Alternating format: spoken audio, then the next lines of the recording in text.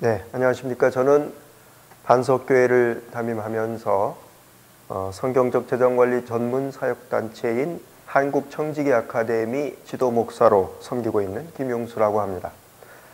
오늘 이처럼 하나님께서 좋은 기회를 주셔서 대덕교회 성도님들과 함께 하나님 주신 은혜를 나누게 되어서 영광입니다.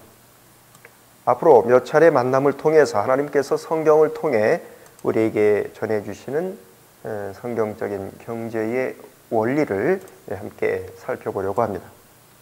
오늘 첫 시간의 주제는 신앙과 돈입니다. 하나님은 우리의 영혼이 잘된 같이 우리의 범사가 잘되고 강건하기를 원하고 계십니다.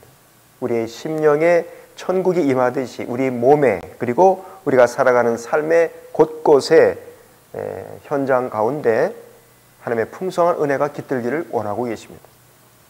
그러기에 로마서 12장 1절 이하에서 이렇게 말씀하십니다. 그러므로 형제들아, 내가 하나님의 모든 자비하심으로 너희를 권하노니 너희 몸을 하나님이 기뻐하시는 거룩한 산 제물로 드리라. 이는 너희가 드릴 영적 예배니라. 너희는 이 세대를 본받지 말고 오직 마음을 새롭게 함으로 변화를 받아 하나님의 선하시고 기뻐하시고 온전하신 뜻이 무엇인지 분별하도록 하라. 하나님께서 이 시간을 통해 우리 마음이 새롭게 되고 또 분별력을 가지고 빛의 자녀답게 살아갈 수 있는 영적인 안목을 허락해 주시기를 기도하는 마음으로 함께 한 시간 하시겠습니다. 믿음의 조상 아브라함이 선택의 기로에 서 있습니다. 그가 그돌라오멜 왕이 이끄는 연합군을 상대로 한 싸움에서 대승을 거두고 돌아올 때에 그를 영접하러 나온 소돔 왕이 말합니다.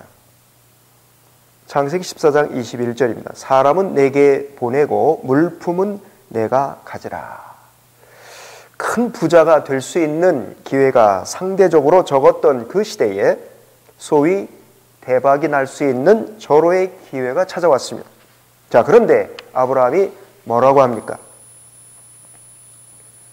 내 말이 내가 아브라함으로 치부하게 하였다 할까 하여 내게 속한 것은 실 한 오락이나 들매끈 한 가닥도 내가 가지지 아니하리라. 한 푼도 받지 않겠다는 겁니다. 그는 왜 이런 어리석은 결정을 한 것일까요? 그의 선택의 의미는 이런 것입니다. 나를 살게 하시는 분은 하나님이시다. 나는 하나님을 의지해서 지금까지 살아왔고 앞으로도 그럴 것이다. 하나님께서 내 삶을 책임져 주실 것이다. 과연 그의 믿음대로 하나님께서는 그의 모든 필요를 채워주셨을 뿐 아니라 그에게 주변 왕들도 함부로 할 수 없을 만큼 막강한 권세까지 허락해 주셨습니다. 아브라함처럼 저와 여러분 역시 하나님과 돈 사이에서 갈등할 때가 있습니다. 눈에 보이지도 않는 하나님을 의지할 것인가, 아니면 당장 내 손에 쥐어져서 나를 든든하게 해줄 것 같은 돈을 의지할 것인가. 자고로 대부분의 사람들은 보이는 돈을 의지합니다. 당장 내 손에 현찰이 힘이 있어 보이죠. 그러나 아브라함과 같은 몇몇 소수의 사람들, 믿음의 사람들은 하나님을 선택합니다. 성경은 말씀하고 있습니다. 너희는 먼저 그의 나라와 의를 구하라. 그리하면 이 모든 것을 너희에게 더하시리라. 모세는 애굽의 공주의 아들이라 칭함받는 것을 거절하고 하나님의 백성으로 살아갈 것을 선택했습니다. 요세푸스에 의하면 당시 모세를 키워준 바로의 공주는 바로의 무남 동료 외딸인 테르무티스였습니다. 모세가 잘만 하면 바로의 후계자가 될 가능성도 없지 않았다는 것입니다. 그런데 그는 그 자리를 박차고 나와서 당시 애굽에서 노예 생활하고 있던 자기 민족과 함께 고난받는 길을 선택했습니다. 왜 그는 그처럼 어리석은 선택을 했던 것일까? 당대 최고의 문화를 향유하면서 대제국의 왕실에서 떵떵거리며 편안하게 살 수도 있었을 텐데 도대체 왜 그는 그 모든 것을 버리고 노예들과 함께 하기로 한 것일까? 히브리서 11장 24절 이하에서 그 이유를 이렇게 밝힙니다. 믿음으로 모세는 장성하여 바로의 공주의 아들이라 칭함받기를 거절하고 도리어 하나님의 백성과 함께 고난받기를 잠시 죄악의 낙을 누리는 것보다 더 좋아하고 그리스도를 위하여 받는 수모를 애굽의 모든 보화보다 더 큰 재물로 여겼으니 이는 상 주심을 바라봄이라. 먼 미래에 하나님께서 상 주실 것을 내다보면서 그는 세속의 흐름을 따르지 않고 하나님 기뻐하시는 뜻을 따라서 자기 백성과 함께 고난받는 길을 선택합니다. 그는 지금 당장의 만족보다는 영원한 기쁨 맛보기를 원했습니다. 지금 당장 잘 사는 것보다는 영원히 잘 사는 길을 선택했습니다. 지금 당장의 쾌락과 안일보다는 영원한 하나님 나라에서의 안식을 사모했습니다.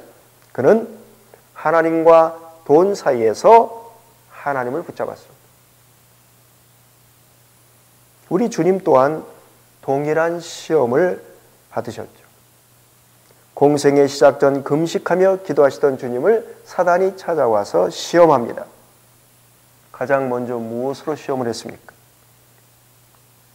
주변에 널려있는 돌을 빵으로 만들어서 허기진 배를 채우라는 것입니다. 너에겐 얼마든지 능력이 있다는 거예요. 할 수 있지 않느냐. 먹고 사는 문제입니다. 선거철마다 가장 이슈가 되는 문제죠. 동서고금을 막론하고 가장 중요한 화두입니다. 이것 때문에 사람들이 양심을 팝니다. 이것 때문에 그렇게 공부를 많이 하고 높은 지위에 있는 알만한 분들이 체면 구기고 감옥에 들어갑니다. 이것 때문에 귀한 목숨을 끊기도 합니다. 마귀의 시험에 주님께서 뭐라고 말씀하셨습니까? 사람이 떡으로만 사는 것이 아니요 하나님의 입으로부터 나오는 모든 말씀으로 살 것이니라. 떡을 먹지 말라는 말씀이 아닙니다. 떡이 필요합니다. 먹어야 삽니다. 그러나 하나님의 입에서 나오는 말씀을 힘입어 살아갈 때에 먹고 사는 것 때문에 돈 때문에 실족하는 일이 없을 것입니다. 예수 그리스도 진리 위에 반석 위에 지은 집은 시험이 오고 환난이 닥쳐도 제 아무리 흔들어대도 결코 넘어지지 않습니다. 만몬은 지금 이 순간에도 우리를 유혹합니다. 용수야, 너 그렇게 가난한데 누가 너를 인정하겠니? 용수야, 너 그런 오래된 소형차 타고 다니면 사람들이 널 우습게 여기지 않겠니? 용수야, 너 그렇게 동네 작은 교회 목사한다고 하면 사람들이 얼마나 너를 우습게 여기겠니? 너 하고 다니는 행색을 봐라. 누가 내 말에 귀를 기울이겠니? 여러분 기억하십시오. 성도의 정체성은 보화를 담고 있는 질그릇입니다. 질그릇은 화려할 필요가 없습니다. 이미 빛나는, 이미 가치 있는 그 보화 되시는 주님을 모시고 사는 사람, 이미 귀한 존재가 되었습니다. 무엇으로 더 치장할 필요가 있습니까? 나의 생명 되시고 나의 모든 것 되시는 우리 주님이 나와 함께 하시는데 내가 누구에게 잘 보이려고 노력을 해야 된단 말입니까? 성경에 보면 돈 때문에 망한 사람 그리고 돈 때문에 흥한 사람이 여럿 나옵니다.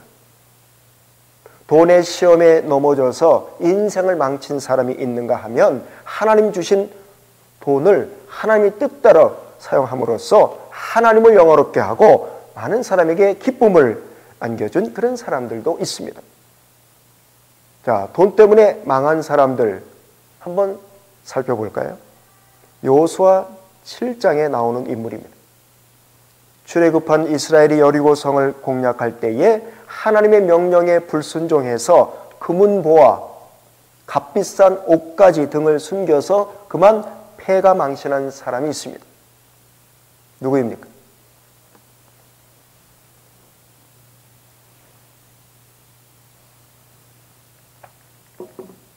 아간이죠. 열왕기하 5장에 나오는 인물, 은 2달란트, 옷 2벌에 그만 눈이 멀어서 스승 엘리사를 욕되게 하고 나만의 문둥병을 대신 앓게 된 인물이 있습니다. 누굽니까? 게하시죠.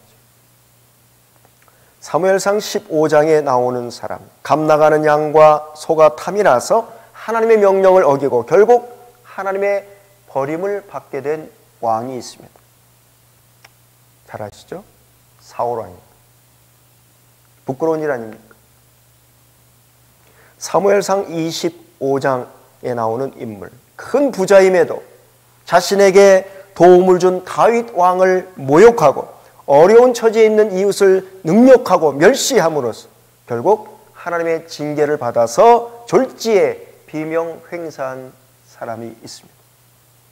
누구입니까? 나발이죠. 사무엘상 2장에 나오는 인물입니다. 연불보다는 제밥, 성전에서 제사로 드리는 고기를 갈취하고 제사 드리러 온 부녀자를 농락하고 하나님을 욕되게 함으로 결국 불에 타서 죽은 두 사람이 있습니다. 홈리와 비느하스. 이번에는 돈으로 하나님을 기쁘시게 하고 이웃을 기쁘게 해준 그런 멋진 인물들입니다. 한번 맞춰보시기 바랍니다. 열왕기하 4장에 나옵니다. 엘리사에게 음식을 대접하고 자식을 얻게 되는 등 기적을 체험한 여인입니다. 7년 해외 거주 후에 돌아와 보니 자기 땅을 누군가 불법 점유하고 있는 것을 하나님의 종을 통해서 되찾게 된 그런 여인이죠. 기억나십니까? 수넴 여인이죠. 사도행전 4장, 어려운 이웃을 돕기 위해서 자신의 밭을 팔아서 헌금한 사람이 있습니다. 누구죠? 바나바입니다. 바나바. 사도행전 10장입니다. 하나님을 경외함으로 백성을 많이 구제하고 기도에 힘쓴 사람으로 그의 구제와 기도가 하나님께 상달되어서 하나님께서 베드로를 특별히 그에게 보내셔서 성령 충만의 은혜를 받게 한 인물이 있습니다.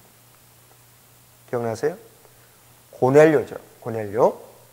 빌립보서 2장입니다. 에바브로디도를 통해서 바울의 쓸 것을 공급해 줌으로써 바울이 두고두고 고맙게 여긴 그런 사람들이 있습니다.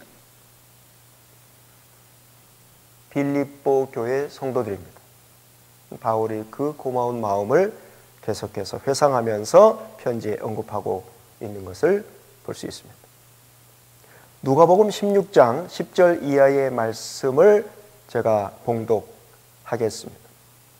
지극히 작은 것에 충성된 자는 큰 것에도 충성되고 지극히 작은 것에 불의한 자는 큰 것에도 불의하니라. 너희가 만일 불의한 재물에도 충성하지 아니하면 누가 참된 것으로 너희에게 맡기겠느냐.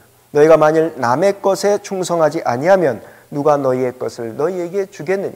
집 하인이 두 주인을 섬길 수 없나니 혹 이를 미워하고 저를 사랑하거나 혹 이를 중히 여기고 저를 경히 여길 것임이니라. 너희는 하나님과 재물을 겸하여 섬길 수 없느니라. 자, 하나님께서 말씀하십니다.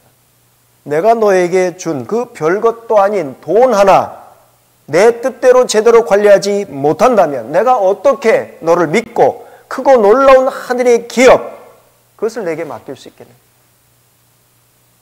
어떻게 신령한 복을 너에게 부어줄 수 있겠느냐.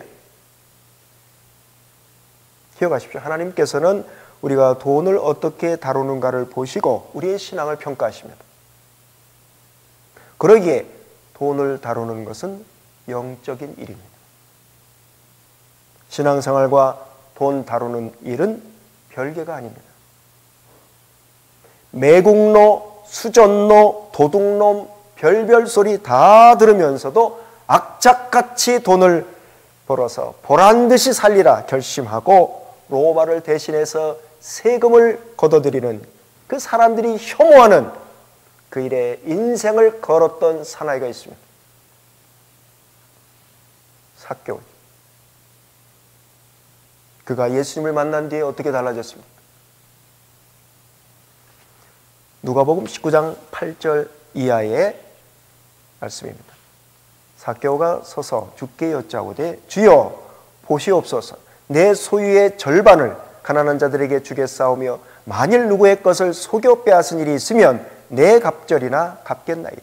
예수께서 이르시되 오늘 구원이 이 집에 이르렀으니 이 사람도 아브라함의 자손임이로다. 주님을 만나기까지 그는 돈을 주인으로 삼고 살았습니다. 돈만 있으면 된다. 욕을 먹어도 좋다 말이야. 날 깔보려면 깔봐라. 언제까지 너희들이 나를 무시할 수 있는지 한번 보자 말이야. 너희들 코를 납작하게 해주마. 그렇게 오직 돈하며 살아오던 그가 주님을 만나서 천국 백성이 된 뒤에 세상을 보는 눈이 완전히 달라졌습니다. 예수는 나의 힘이요 내 생명 되시니, 예수 생명이 나의 생명, 예수 기쁨이 나의 기쁨입니다. 예수 영광이 나의 영광입니다. 그렇게 돈을 많이 벌어도 채워지지 않았던 마음의 한 구석, 그 빈자리, 그 왠지 허전한 그 마음이 주님의 은혜로 가득 채워졌습니다. 더 이상 바랄 게 없습니다. 천국의 기쁨이 마음에 가득합니다. 생수의 은혜가 차고 넘치게 되었습니다. 주 예수보다 더 귀한 것은 없네. 이 세상 부귀와 바꿀 수 없네. 주 예수보다 더 귀한 것은 없네. 예수 밖에는 없네. 이제 주님처럼 살고 싶어졌습니다. 주님을 기쁘시게 하고 싶어졌습니다. 사람들을 살리고 싶어졌습니다. 어려운 사람들을 도와주고 싶어졌습니다. 전에는 이웃과 나와 아무 상관이 없었습니다. 그런데 지금은 그들의 아픔이 내 마음에 다가옵니다.